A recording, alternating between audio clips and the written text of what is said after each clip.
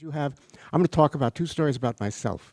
One is that I have been living in Boston now for 40 years, but I'm not originally from Boston. I'm originally from Brooklyn.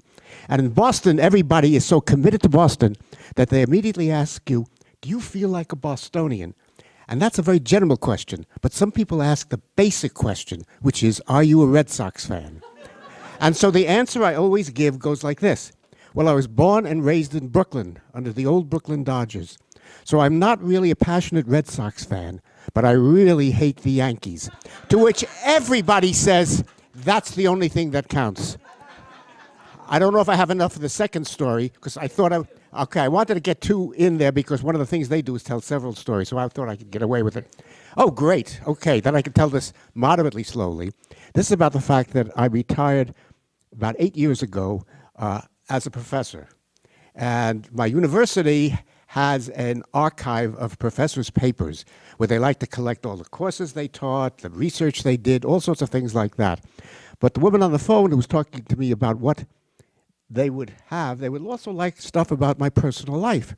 And then she says to me, but look, if you've got something in your personal life you don't want to be revealed to other people, let me know and I will put something on it saying this is in a closed part of the archives that no one else can see. And I said, don't worry about it, because recently I got an advertisement from some company that will give you all the public documents that exist about you for your whole life on anything. And I said, this is interesting. I want to see what my public documents look like. So I called this up. It's a company that charges you some money, but they give you everything that they have in any public record about your financial situation, your records in whether you ever were arrested or speeding or sexual harassment and so forth. And after I read through this whole thing, they had my financial records, my educational record, and so forth. And then I looked at the rest of it, and it was the most boring thing I ever saw in my life. I had never been arrested. I had never been drunk driving. I had no sexual harassment, and a whole series of this sort.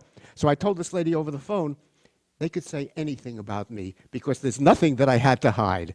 And that really shows you what a miserable life I had. So those are my two stories.